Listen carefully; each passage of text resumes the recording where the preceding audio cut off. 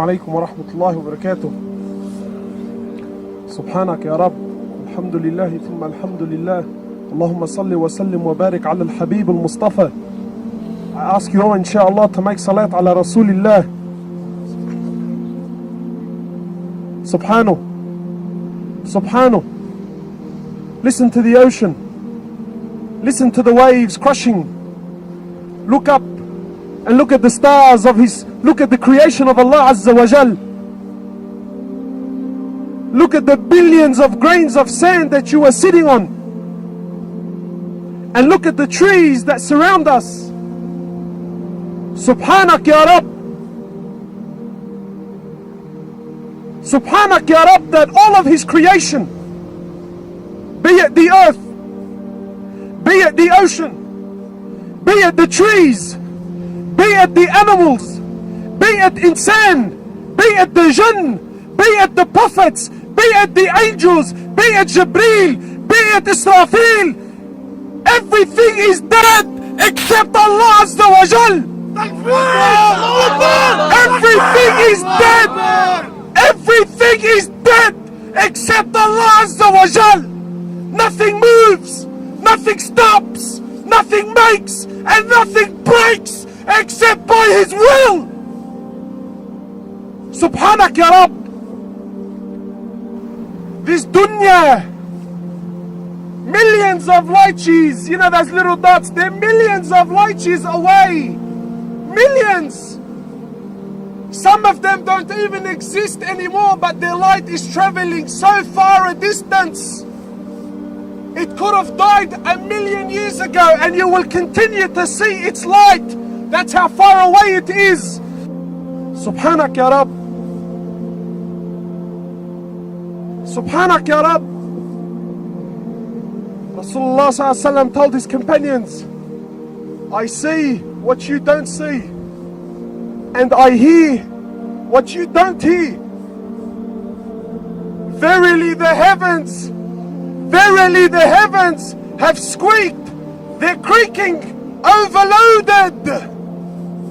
He says there isn't room for 4 fingers. There isn't room for 4 fingers, except there is an angel in prostration to Allah. Except there is an angel in prostration to Allah. Subhanak ya Rab. Is Allah not perfect? Is Allah not perfect? Everything He does is perfect. His creation is perfect. His Nabi is perfect. His deen is perfect. His rahmah is perfect. And my brothers, His punishment is perfect. On the day of judgment, when all of man, from Adam to the last of them, will stand in front of Allah Azza wa Jal, and all of the jinn, they will stand in front of Allah Azza wa Jal on a day that is 50,000 years long. And the sun will be a mile. The one who narrates the hadith says, I didn't understand what Rasulullah sallallahu alaihi wasallam meant. Did he mean a mile, meaning the stick the Arabs used to use to put kahla? They used to call this a meal. He says, I don't know if Rasulullah was he referring to this, or was he referring to the distance of a mile? The sun will be a mile on top of your heads. And we will be drowning in our own sweats. And Allah Azza wa Jal will call. He will call for Nar Jahannam to be brought forward. He will call upon the angels to bring forward hellfire. Picture this.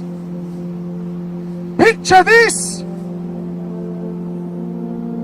70,000 ropes. Each rope has 70,000 angels. That's 4.9 billion. 4.9 billion angels. and they will drag Nar Jahannam forward.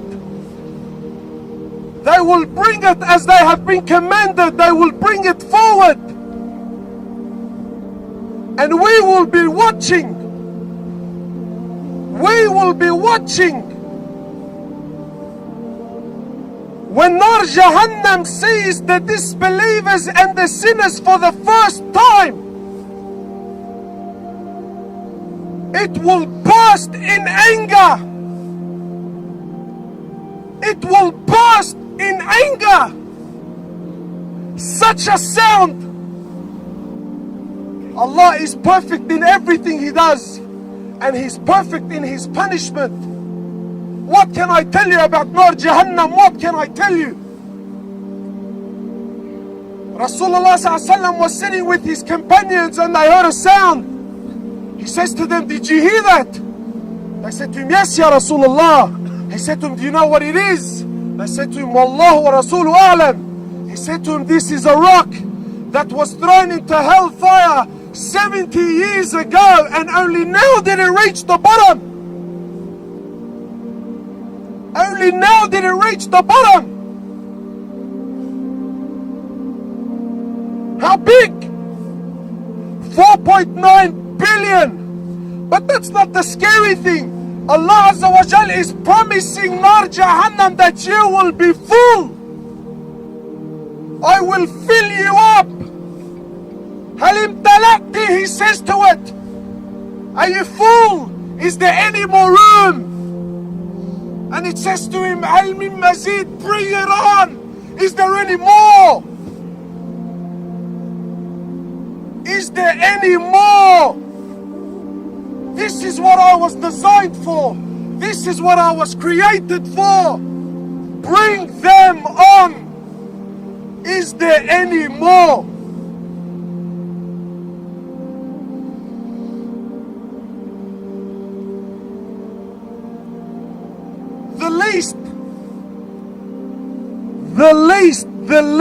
The least punishment in hellfire is a man will be made to stand on two burning coals. He will be made to stand and his brain will boil. And the miskin thinks that he's copying the worst punishment. He thinks he's copying the worst punishment. Rasulullah said this is the least punishment. What was it, Ya Rasulullah? The least punishment. Your brain will boil. Allah is perfect in everything He does. He is perfect in His creation. He is perfect in His rahmah, and He is perfect in His punishment. Do not delay. Do not delay. This is an opportunity that was given to you by Allah Azza wa Jal. He brought you here. He gave you this opportunity. My brother, do not go back to Sydney in the same condition you came. يا أيها الذين آمنوا قوا أنفسكم وأهليكم نارا. O you who believe, save yourselves and your families from hellfire. Its fuel will be men and stones.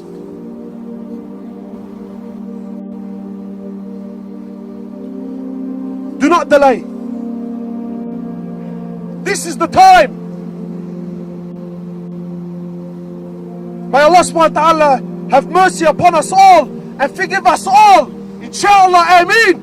Ameen. Jazakallah khairan.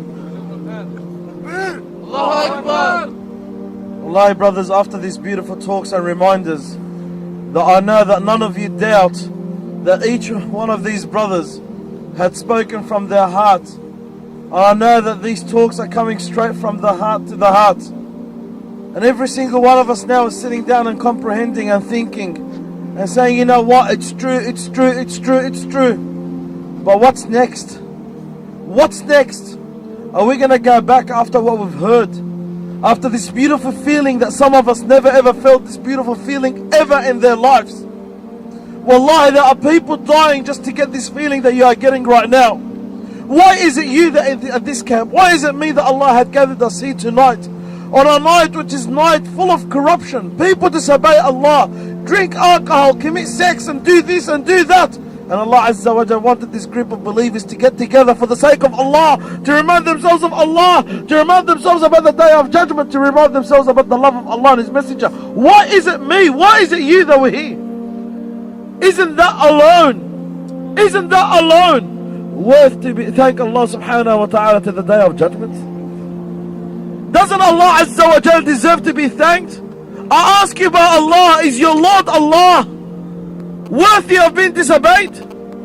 Does Allah deserve that disobedience? Does Allah deserve that negligence? Does Allah subhanahu wa ta'ala deserve us turning away from Him? Does Allah subhanahu wa ta'ala deserve us not worshipping Him?